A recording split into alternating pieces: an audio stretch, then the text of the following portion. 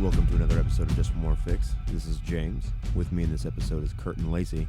You can find us online at justonemorefix.com or on Twitter at JustOneMoreFix. If you like us, head over to iTunes or Google Play and give us a rating and a comment. In this episode, we give you an introduction as to who we are and some of our history of our gaming. And now, it's time to get our gaming fix.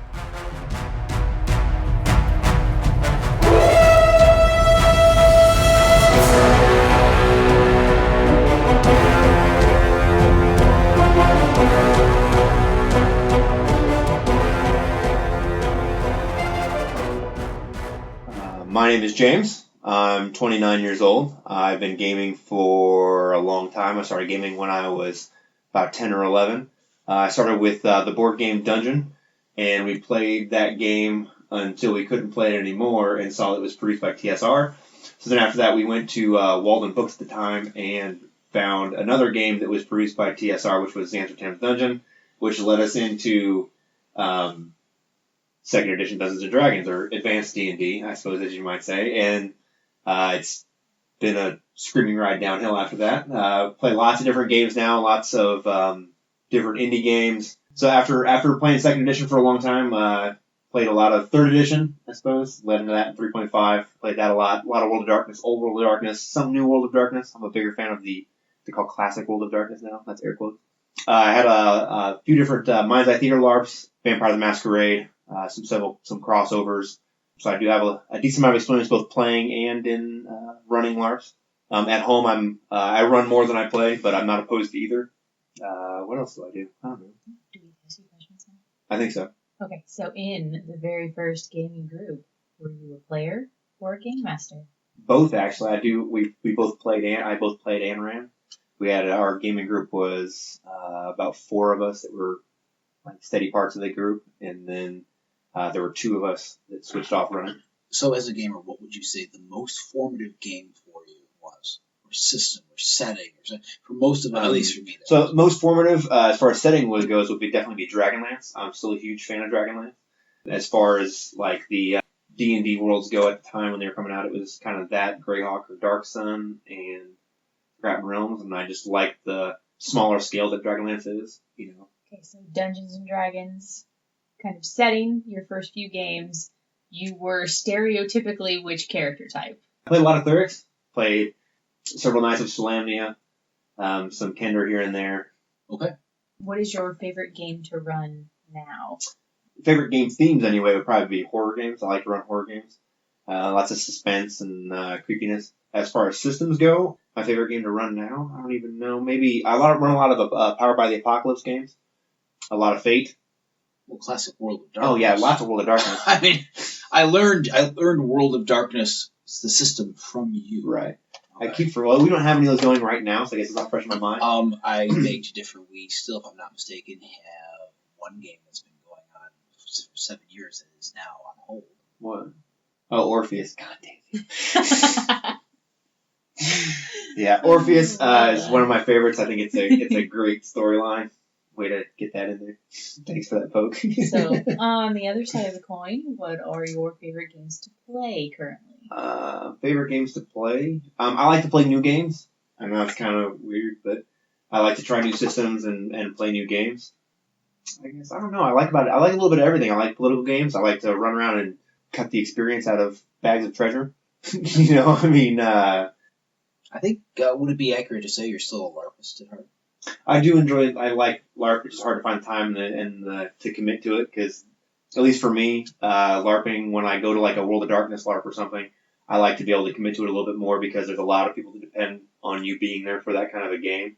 So when you build relationships with the other players and other characters in the game, if you're not there, it has a bigger impact. You know, especially when you got 20 or 30 people at a game.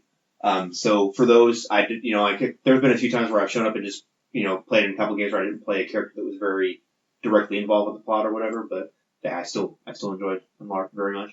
So maybe more mundane details. What is it that you do with your life? As little as possible. So I work as a paramedic. You're failing at that. Yeah. At being a paramedic. No. Can't do anything as possible. So I work as a paramedic. We live in the middle of nowhere, so we have a small hobby farm, I guess you might say. I've got 3 children. married. What sort of jobs that you've had in the past might inform some of the experiences, game master skills that you might bring to the table? So I've done a lot of different stuff. I worked as a mechanic for quite a while. So in modern games, I like to play techie kind of characters sometimes. I fought in a foam fighting kind of a thing for a long time. I also fought SCA for a little while. So that kind of comes into how I view the physicality of combat in role-playing games sometimes. I armored for a while. That informs my gaming. I do a lot of everything, essentially. I mean, I have a ridiculous amount of hobbies and toys. I don't know. So, What do you think James brings to the gaming group? What is his unique function at the gaming table? loads of suck. So, and it probably has to go back to the very beginning, is one of the first things I noticed is that if he runs a system, he has a very good, I'm going to call it an organic feel for how the mechanic works. I'm usually very skeptical of complex systems. I got really soured on 3rd edition because it seemed like it took 45 minutes in order to shoot a single arrow at a goblin, and I did notice that when it was like the original, well, not original, but the Ice and Fire, Song of Ice and Fire setting, incredibly sort of nuanced feeling rules compared to what I had been playing in. And I will tell you what, it was seamless. Roll this, do that, move there. All right, next up. And even in a relatively crunchy system like that, I think that really kind of lubricates the gears, if I can use that phrase, to keep the storytelling moving. I really hate getting bogged down in the minutia of, okay, how do I throw this pebble in order to get the guard's attention? That can kill it for me. It really can. And I think that's one of the most important things, besides for good storytelling, which I think is one of those things you've got to be able to do, an organic feel for how the rule set he's going to run works. Who's next? Well, I guess I'll volunteer. Okay. All right. So I guess to tie you into the gaming group, how did you meet James? So I met Kurt I don't remember, actually. several years ago, 7, 8 years ago? I think this is the seventh or eighth year. Okay. So let's just say 7 or 8 years ago now. Moved the area. Oh, I remember now. At that- I remember. I had a student at the time who was doing a I was new to Danville. I'm from the Chicagoland area, which is an area of about probably 6 to 7 million people. Blue Chicago. Send your hate mail to Kurt. And I moved to Danville, and I was thinking to myself, well, gosh, I mean, I no longer had a gaming group. I'm in a town where quite literally I know absolutely no one. And I was here for a year by myself. And so one of my students at the high school had done a presentation on foam fighting. And I thought to myself, nerds foam fight. Where there's one kind of nerd, there will be more. And so I found out where it was happening, and I showed up one day. I saw the Cthulhu decals on the back of this old, I think it was black pickup truck. Yeah, it's a black Ford Ranger. Yeah. And I saw people getting out of it, and I thought to myself, those might be some quality people. And I forget how we actually got started. I think you were hitting me at the time. Probably. Which was okay. And I think it just, as they say, one thing led to another, and I wound up around the table. So, in summary, then, you saw a sign from the old ones, and that is how you came out. In point of fact, it may have been the yellow sign when I stopped and think about it. And I introduced myself because once you've seen the yellow sign, honestly, there is no going You have back. to spread that word. That is true. That is true. Yeah, so just give us some of your geek cred and gaming history. All right, so my name's Kurt. I'm in my early 40s, and I started, I remember my first game of Dungeons & Dragons because it was obviously first edition, because that's all it was. I was in 7th grade, and our school librarian managed to make a space for us after school, and I joined the Dungeons & Dragons Club. It escalated pretty quickly after that, and I do have to say that Classic Traveler, shout out to Game Designers Workshop, that used to be based in Normal, Illinois, and I will tell you what, I have played a lot of homebrews. After we got over our first edition games, we started doing modding, I guess you would call it today, doing a lot of homebrews, and moved on to Classic Traveler, and I think I game mastered Classic Traveler. I'm trying to remember now how long it was, probably until the end of high school, along with some fantasy stuff, so that would have been in the early 90s. And then there was a little bit of a break there, and I didn't pick it back up again for 4 or 5 years because everyone had moved away, and, interests changed, and I moved away from town too. But when I came back to Chicago, I managed to meet up with some old friends and make some new ones, and we put together a group which lasted, I think, about 5 or 6 years until I moved down. I didn't break up until I moved away. For all I know, they kept playing. I think they did. And I moved to Danville, and that's where it picks up here. Some of my gamer cred, if that can be said. I have a very minor credit in the cover of the 5th edition of Traveler for putting some creative input in there for whatever that's worth. I am lucky enough to have a club at the high school where I work where I actually get to teach young people how to do the storytelling thing. We sit down, and instead of the old days having to feel your way and make all those mistakes and do those sorts of things, we actually conduct a half dozen short interviews where I say, so what do you plan on doing? How do you plan on doing that? Do you know what system you're going to use? Show me a map. I don't have a map. Make a map. And we kind of go through those very basic things. What do you do with 5 people around the table for 5 hours? I mean, how do you keep that going? What should you have in there? I'm not going to give them a formula and say, you need to do it this way. I say, these are some things that work. You're obviously going to find your own way, but you need to be able to do these basic things that all good games have. I've done some fighting in the SCA, which is kind of like a LARP group, except we're hitting each other with very heavy sticks. Well, you're making faces at me because many people in the Society for Creative Anachronism, there's definitely a very historical bent to it in the fact that there are people there who are pretty heavy into their research, pretty heavy into their crafts, and they do a very nice job. But I will argue that there is a LARP aspect in that we are pretending to be people that we are not in a situation which is not scripted. The reality is it doesn't make a difference either way. No, but I'm just saying it has a very definite LARPy sort of aspects. Cosplay. Well, there's cosplay aspects, but if you get out there and actually enact something like there's combats that take place. If you're not familiar with the Society for Creative Anachronism, they have a rattan stick combat sport. If you're ever interested, go look it up. You'll see it's pretty intense. And I've done some minor foam fighting. My reader has a bit of a cold today.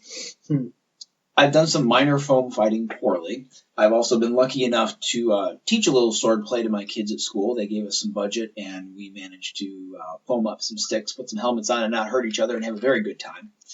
And in my mundane life, I've been several things. I was a campus police officer at one point.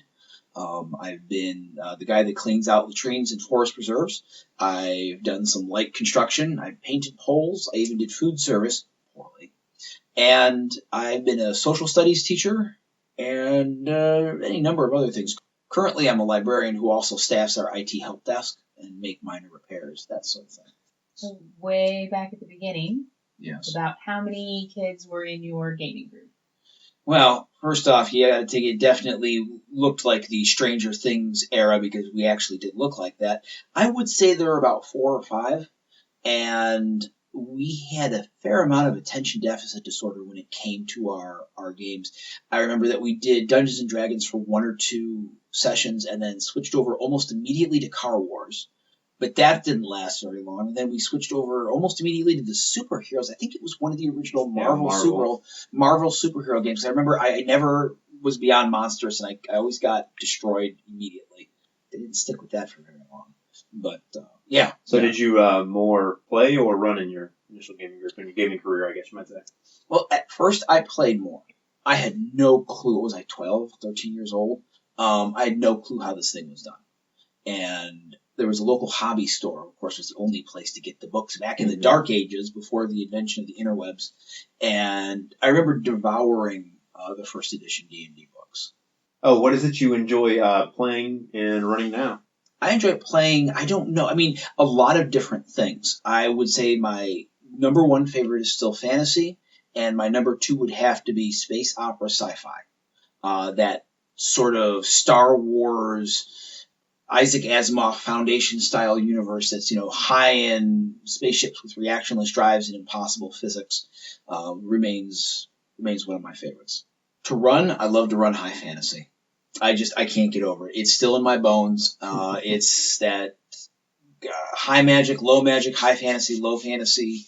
I'm obviously influenced by your Robert E. Howards, by of course, everybody of a certain age, Tolkien and those sorts of writers.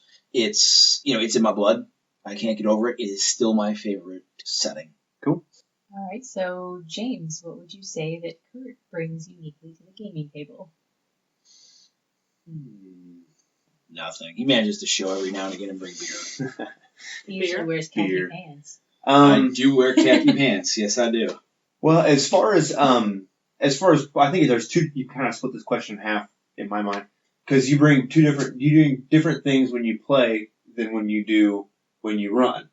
So we had a kind of a Civil War era Southern World of Darkness game, and in that game, like you played a really good. Remember Tex? Oh gosh. You had a really good, almost like a supporting character, but without being a supporting character.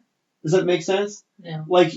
He played a character that wasn't like the game was kind of seemed like it was largely focused on the Doctor in that game. Not to go too deep in the weeds on a gaming story, but your character was very definitely tied to my Doctor character, but you weren't like if you thought of it in terms of a movie, your character would have been a supporting character, but you didn't play him that way. Like he had life, and does that make sense? Well, no, I don't have a desperate need to steal the spotlight at all. No, but you still had spotlight time, and it wasn't like it was a great character without being over the top. I don't know how to say I'm kind of getting off target, I guess, but I don't know how to articulate that though. Do you know what I mean? You know what I'm saying? Like there's a lot of your characters that are that way. I didn't see your character as a secondary character in that game. However, I will say, I think to maybe better state what you're trying to say is that I'll edit that down. But.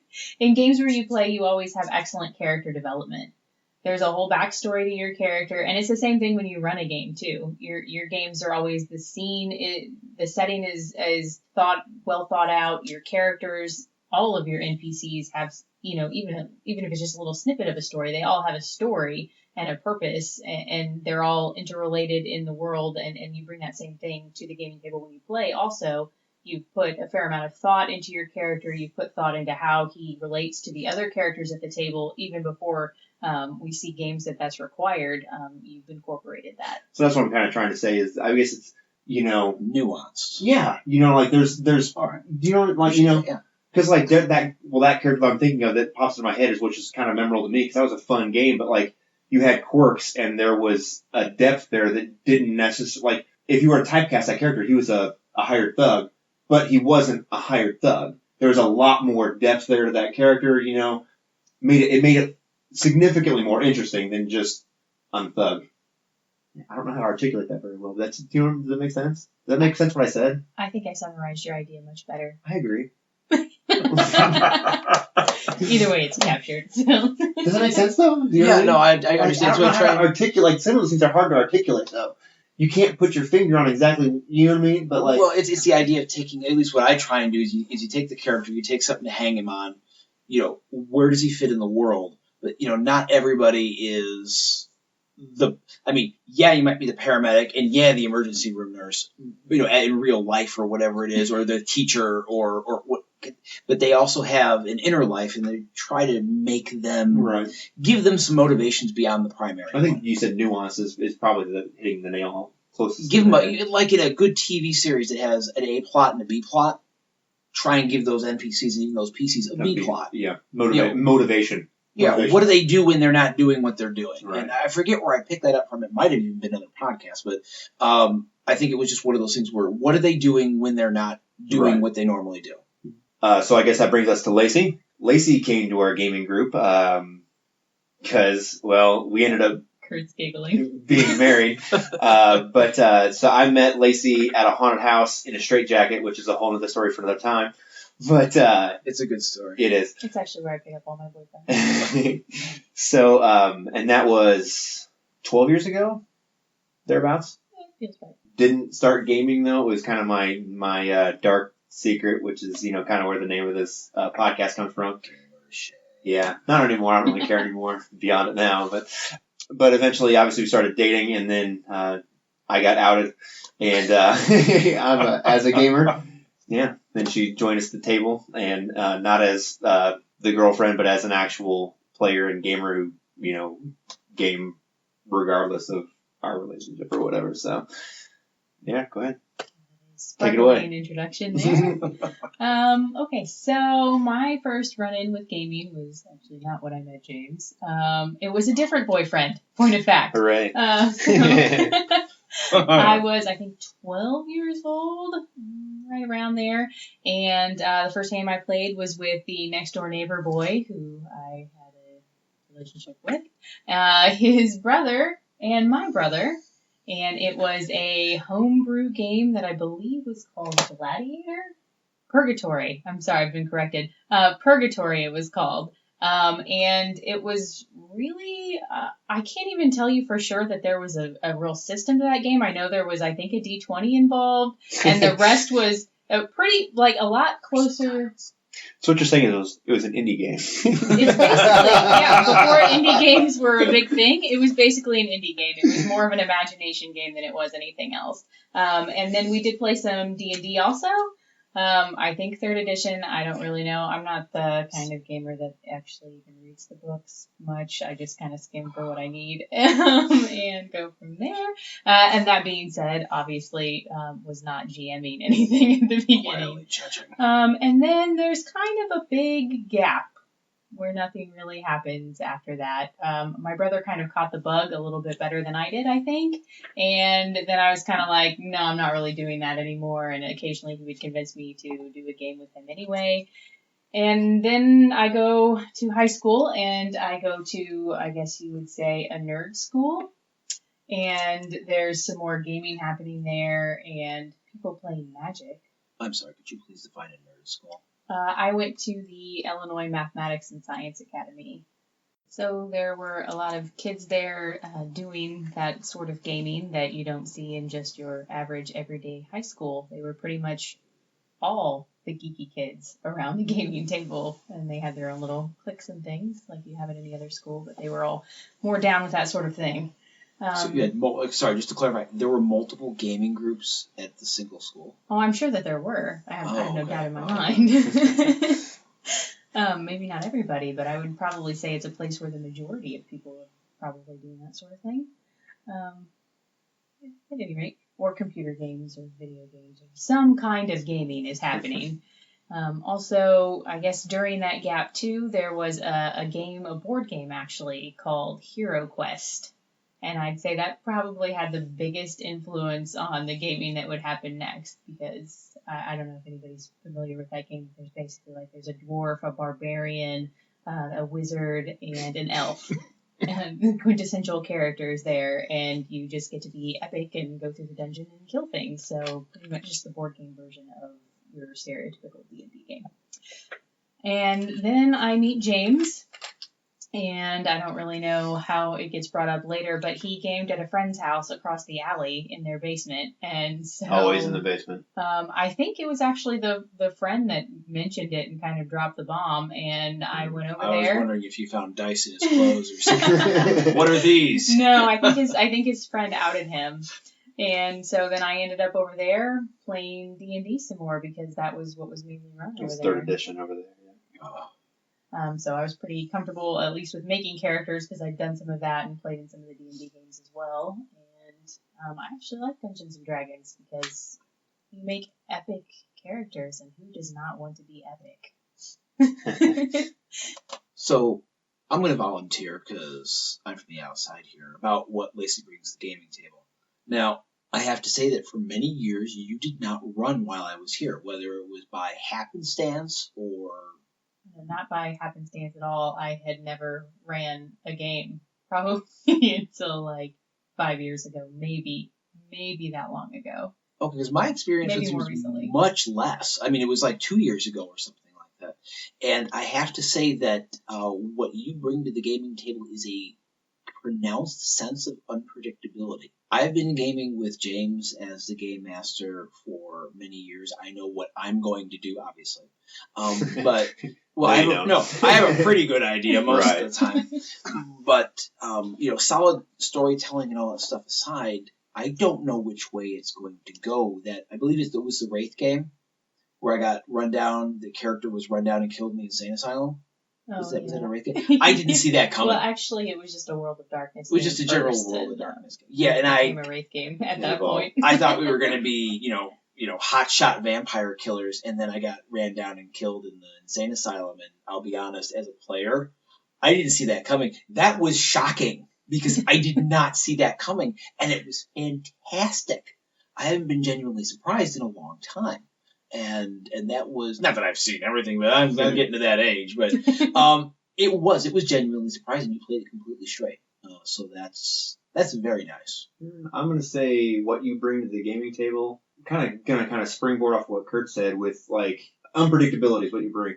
But besides the unpredictability, I think that you just have a refreshing voice as a storyteller, and you tell stories and run games that are different, like in content and tone, from what you see from most people that run games. Because we all have this kind of groove, we kind of ride in this comfort zone. And I think, like, the themes that your stories and the games you run are different. I think what he's trying to say is the storyteller's voice here comes from a different angle. Yeah, it's very unique. I mean, like, it's good. I like it. I think it's, it's cool. It's very, like, how, like, when you see certain films and you can tell that's definitely directed by this guy. Yeah, it's kind of the same thing. Like, your storytelling voice is just very distinct and different than most people.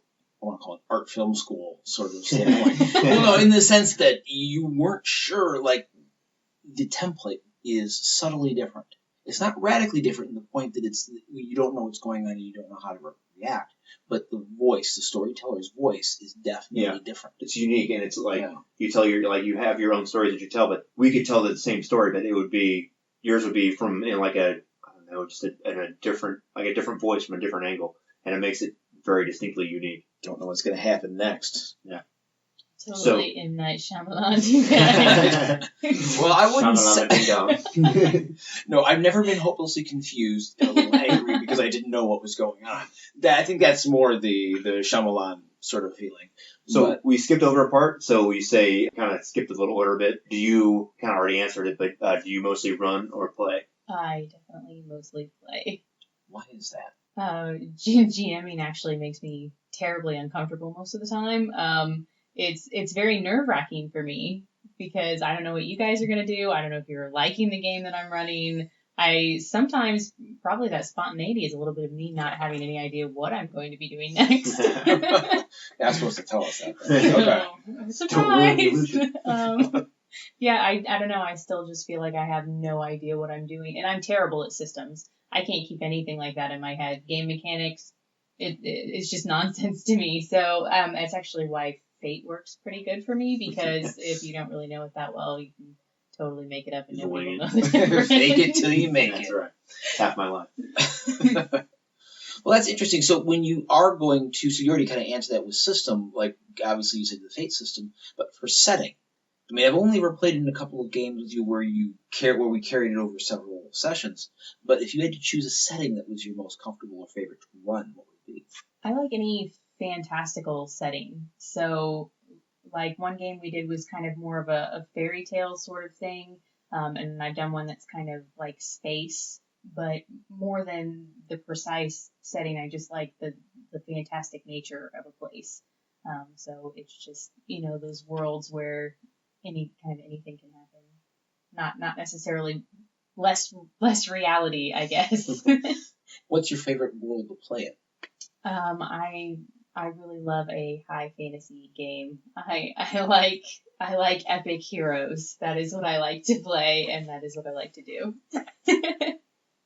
That being said, I also like World of Darkness games too. I'm the minority here. We're not judging you. That's all right. Much. My gaming is kind of, I guess, weirdly tied to my mood too. So like one day I feel like playing this game, and then the next day I don't play it at all. So tell us a little bit about your mundane life, your non-gaming life.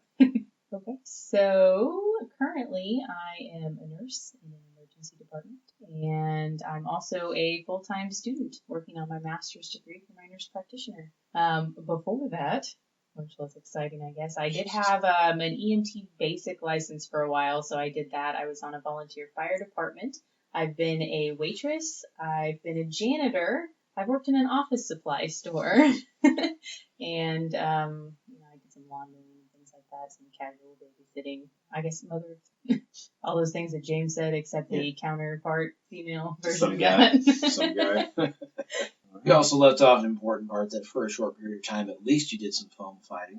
Oh, I did completely bypass that. Yeah, there was some dagger here happening, some foam fighting. Yeah. Oh, I guess haunted house you didn't mention. We were both involved pretty heavily in haunted house stuff for several years. Yeah, I was in the JC. We did a lot of volunteer work with that and haunted house. We're deep people.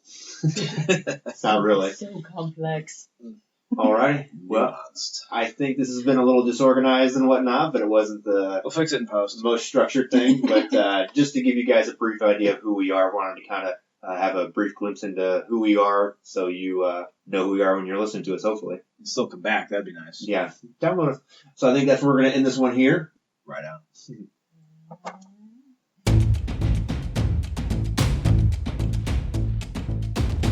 This has been another episode of Just One More Fix. You can find us online at justonemorefix.com or on Twitter at justonemorefix. Quick correction, I am 37 years old. I'm not sure why I goofed that up. Our music is by Kevin MacLeod, and you can find him at incompetech.com.